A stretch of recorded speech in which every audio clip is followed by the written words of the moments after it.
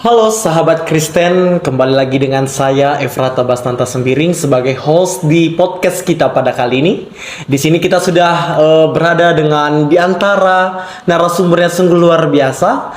Mereka adalah mahasiswa dari STT Abdi Sabda Medan. Narasumber pertama ialah Dani Gurun Simbolon dan narasumber yang kedua adalah Bintang Dabani. Nah, pada kali ini kita akan berbincang-bincang dengan mereka mengenai perayaan Natal. Ya. Nah, Natal adalah sebuah perayaan gereja yang kita nantikan sebagai orang Kristen. Dan setiap tahunnya, bahkan persiapannya pun sungguh luar biasa, di mana semua rumah, semua umat Kristiani sangat berantusias untuk menyambutnya, sehingga mereka menghiasi rumah tersebut dengan ornamen-ornamen Natal. Tetapi pada kali ini kita akan membahas lebih dalam lagi mengenai Natal dan bagaimana sejarahnya. Sehingga Natal ini kita terima dan kita percayai menjadi hari kelahiran Tuhan Yesus Kristus. Di sini kami akan bertanya dulu terlebih dahulu. Menurut saudara, apa sih itu Natal? Menurut saya kalau Natal itu sebagai kedatangan Yesus Kristus ataupun hari sukacita, di mana pada hari perayaan Natal ini semua umat maupun anak-anak, terutama anak-anak, sangat bergembira di hari perayaan Natal ini. Dan juga kita sebagai umat Kristen tentu sangat bahagia dengan perayaan Natal ini, karena kelahiran Sang Juru Selamat datang ke tengah-tengah kita. Dan menurut saudara Dani, apakah menurut Anda itu Natal ini? Tentang perayaan Natal gitu ya tentunya. Ya memang kalau menurut saya pribadi perayaan Natal ini benar seperti kata saudara Bintang tadi, adalah perayaan sukacita. Sebab kenapa dikatakan perayaan sukacita? Karena disinilah dikaitkan oleh Kristen sendiri adalah hari kelahiran Juru Selamat.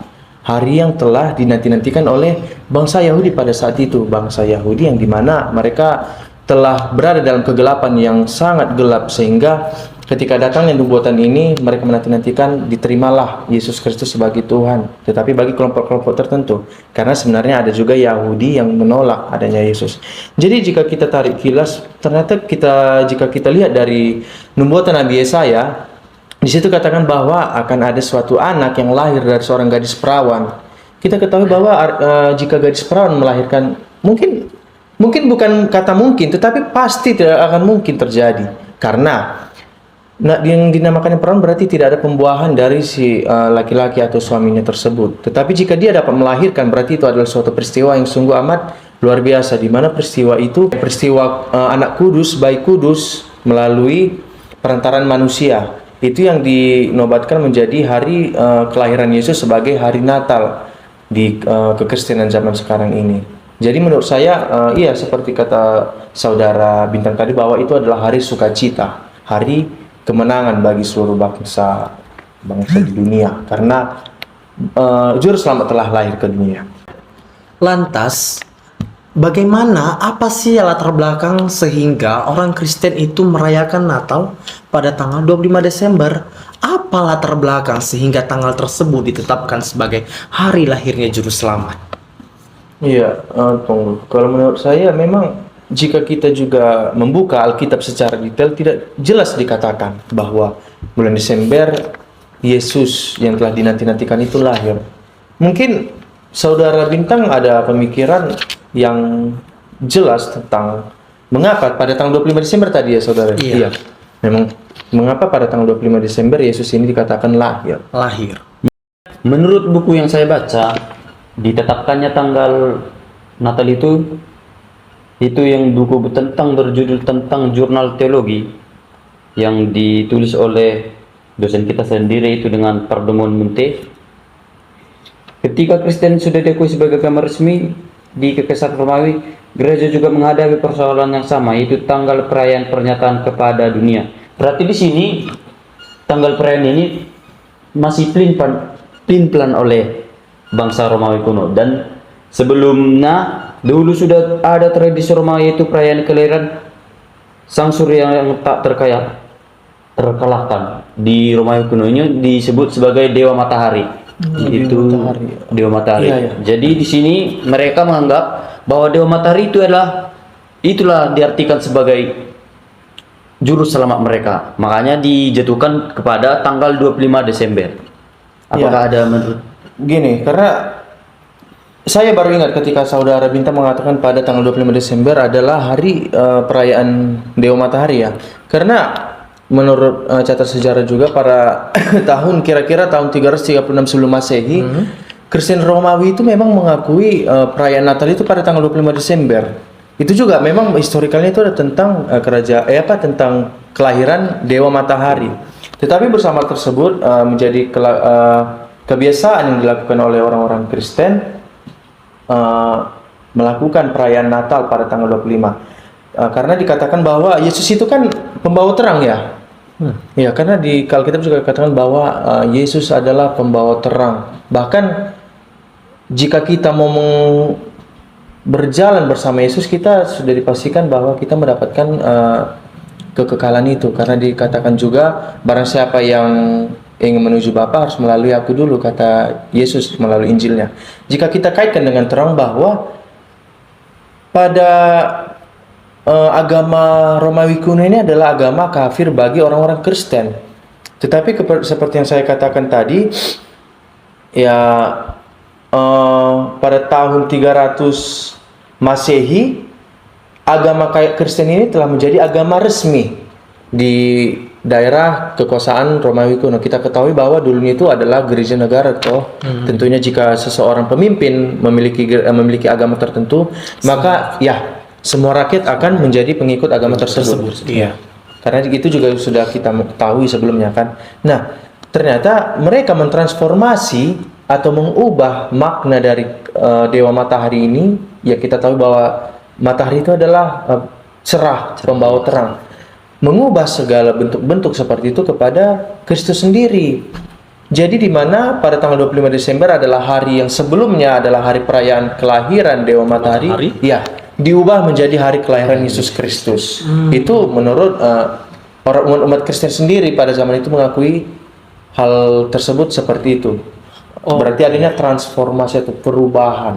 Jadi perubahan penetapan tanggal tersebut dikarenakan bangsa Romawi kuno merayakan tanggal 25 Desember itu sebagai hari lahirnya Dewa Matahari. Iya. Jadi, kenapa diterapkan di situ hari kelahiran Yesus Kristus? Bahwasanya mereka mempercayai juga Yesus Kristus akan menjadi pembawa cahaya bagi Pembawa mereka. cahaya. Oke.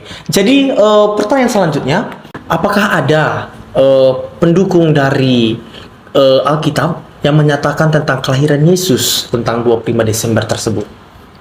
Ya, seperti yang saya katakan tadi di awal seperti pengantar pada video ini ya, saya bilang di situ bahwa jika kita juga mengulik Alkitab, tidak akan dikatakan bahwa bulan Desember adalah bulan kelahiran Yesus. Tetapi jika kita mengkaitkan di dalam bukti-bukti yang ada seperti langkah-langkah dari penulisan itu, kita akan mengetahui dari hitung-hitungan.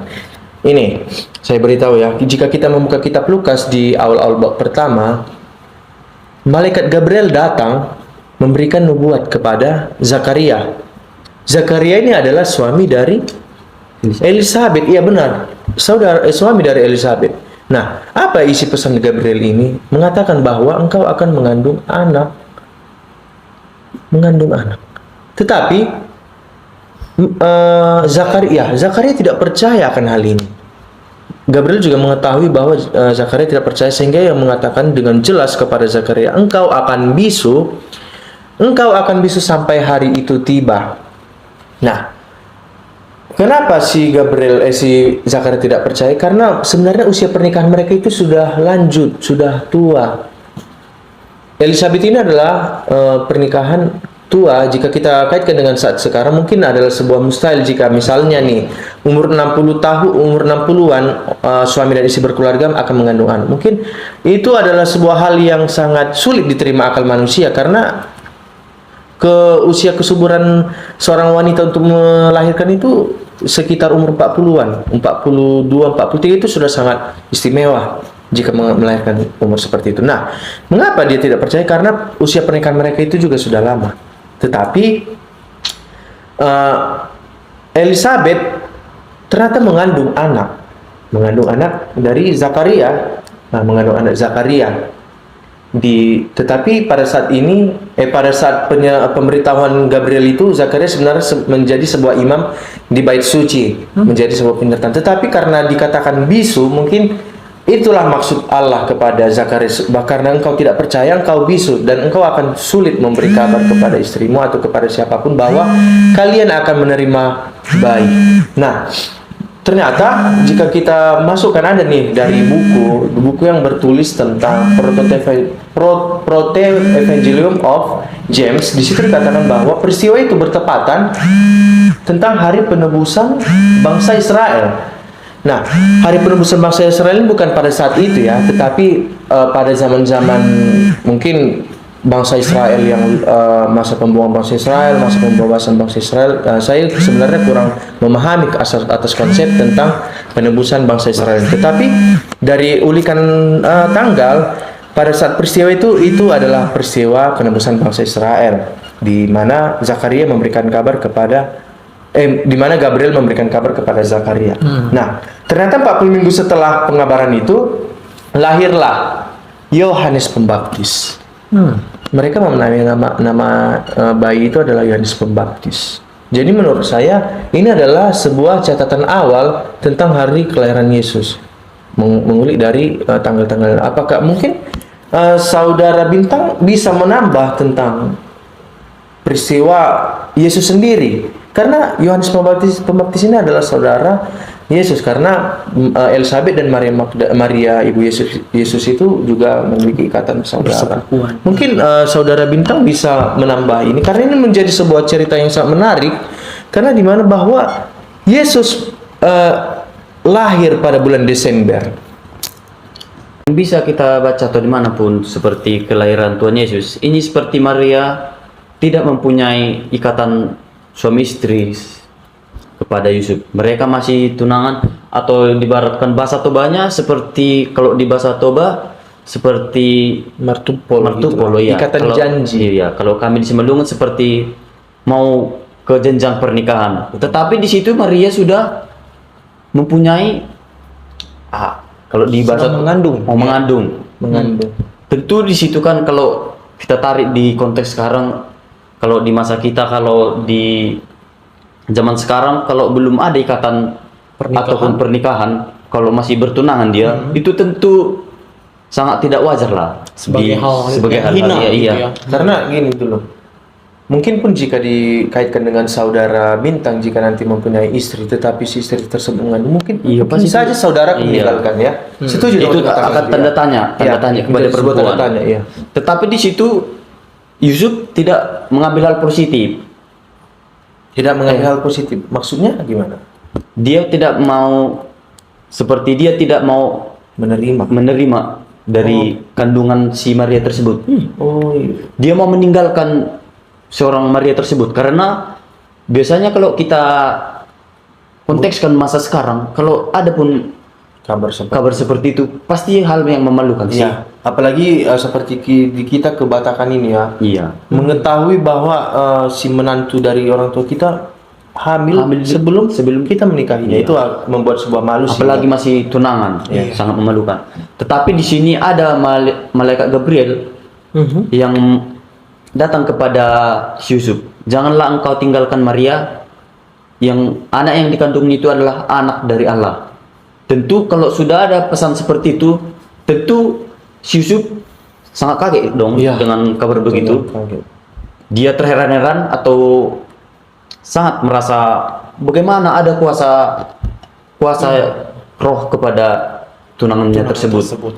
Berarti si Yusuf tidak jadi dong meninggalkan Maria ya.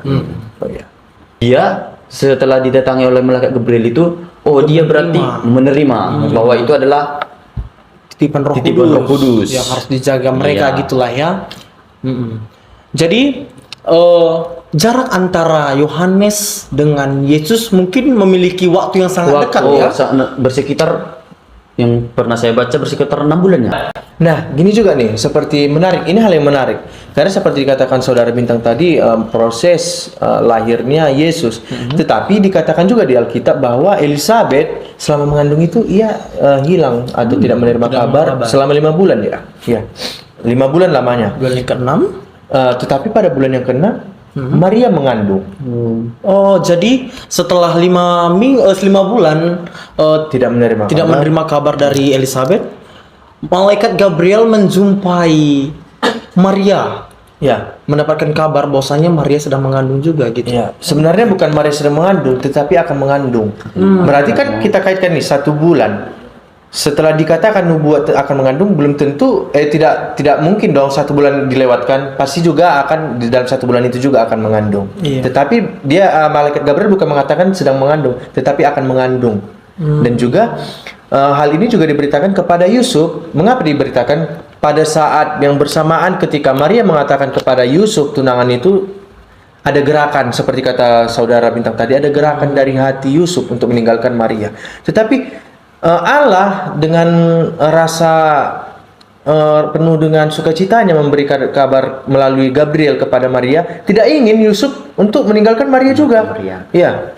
Karena memang hal yang sangat memalukan atau hal yang sangat memilukan hati ketika seorang pasangan yang belum menikah, si istri tersebut telah mengandung anak. Dan hal itu yang diantisipasi oleh Allah melalui perantara malaikat Gabriel, bahwa malaikat Gabriel mengatakan kepada Yusuf bahwa jangan engkau tinggalkan Maria, terimalah Maria menjadi istrimu, sebab ia mengandung bayi kudus, bayi yang adalah anak Allah yang tunggal. Nah, itu dia menjawab, peristiwa ini menjawab. Jadi jika dikaitkan tentang mengapa Desember, rentan perbedaan umur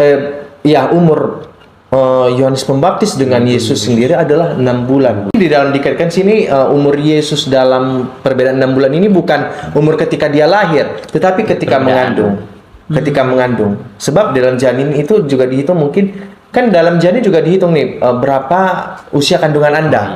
0 sampai 6 bulan, 6 bulan sampai 7, 8 dan juga menuju 9. Dan di sini dikatakan bahwa perbedaan usia mereka itu adalah 6 bulan. Nah, jika di sini dikatakan bulan ini 6 bulan, tadi masa jika dihitungkan tentang proses Yohanes Pembaptis dikandung itu adalah bulan-bulan Juni. Bulan-bulan Juni. Nah, bulan-bulan Juni jika kita tambahkan juga selama 6 bulan perbedaan umur mereka, Juni, Juli, Agustus, September, Oktober, November, Desember. Oh. Ya, jadi ini hal yang mendukung mengapa mengapa dikatakan bulan Desember adalah hari kelahiran Yesus.